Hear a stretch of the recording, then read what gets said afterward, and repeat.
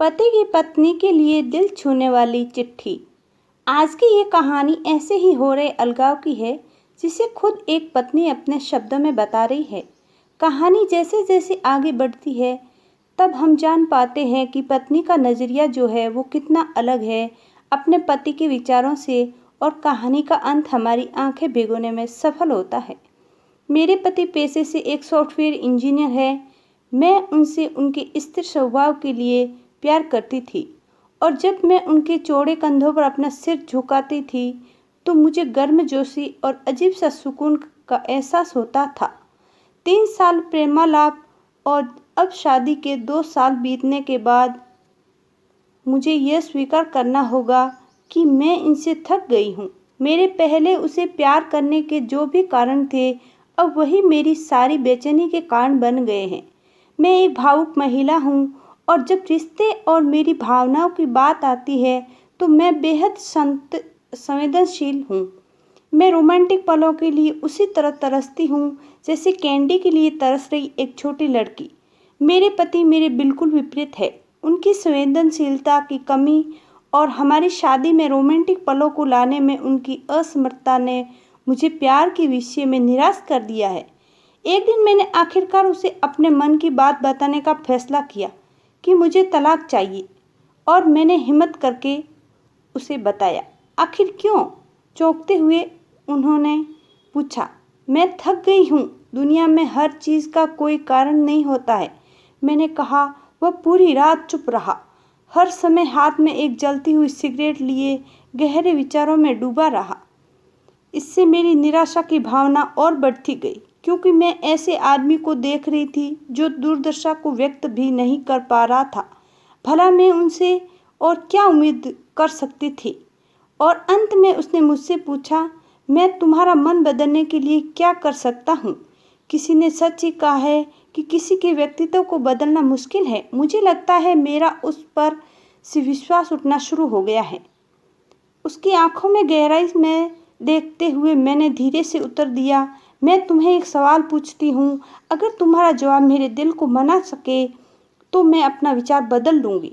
मान लो मुझे एक पहाड़ की चट्टान पर खिला एक फूल चाहिए, और हम दोनों को ये पता हो कि उस फूल को तोड़ने से तुम्हारी मृत्यु हो जाएगी।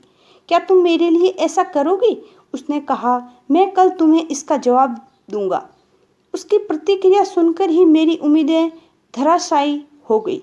मैं अगली सुबह उठी तो पाया कि वह चला गया था, और सामने के दरवाजे के पास खाने की मेज पर दूध के गिलास के नीचे उसकी खुरदरी लिखावट के साथ कागज का एक टुकड़ा पड़ा था, जो पढ़े जाने पर ये बातें बयां करता था।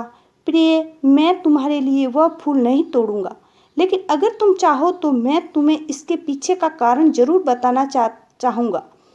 यह पहली पंक्ति पढ़ते हैं मेरे दिल के हजारों टुकड़े हो गए। फिर भी मैंने पढ़ना जारी रखा।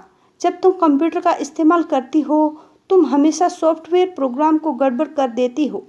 अंत में तुम स्क्रीन के सामने बैठकर रोती हो। मुझे अपनी उंगलियों को जिंदा रखना पड़ेगा ताकि मैं प्रोग्राम को पुनर्स्थापित करके तुम्हारे कीमती आंसू बहने से रोक सकूं।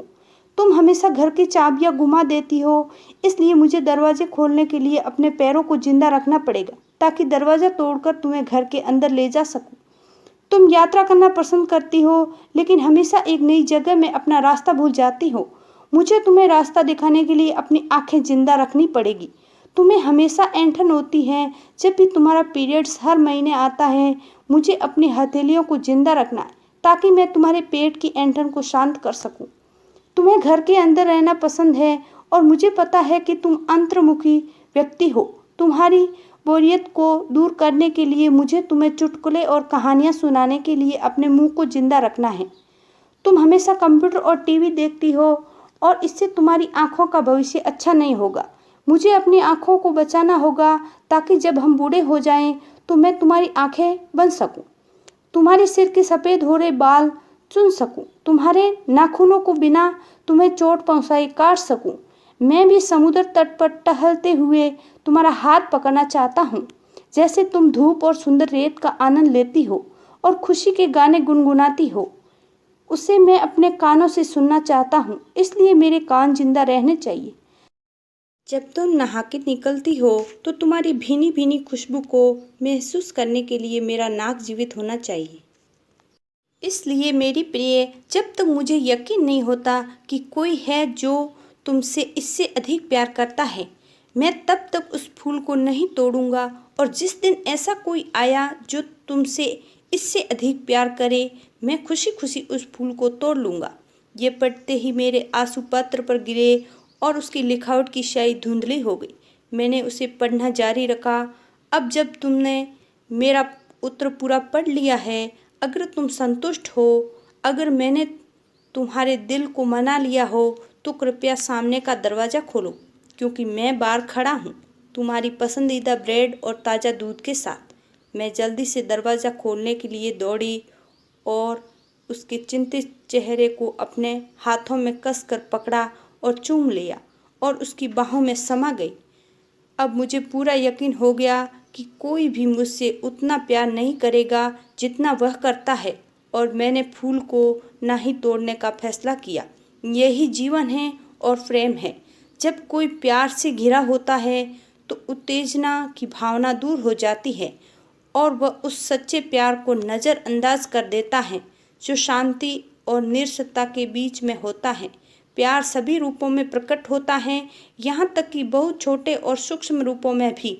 इसका कभी एक मॉडल नहीं रहा है। यह सबसे नीरस और उबाऊ रूप में भी हो सकता है। फूल और रोमांस प्यार का हिस्सा हो सकते हैं, पर प्यार नहीं। तो दोस्तों, आपको ये प्यार भरी पति पत्नी की कहानी कैसी लगी, हमें कमेंट करके ज़रूर बताएं। और अगर कहानी अच्छी लगी हो तो चैनल को सब्सक्राइब कीजिए। और अगले मिलते हैं अगली कहानी के साथ। तब तक के लिए धन्यवाद। अपना ख्याल रखिए और अपने परिवार का।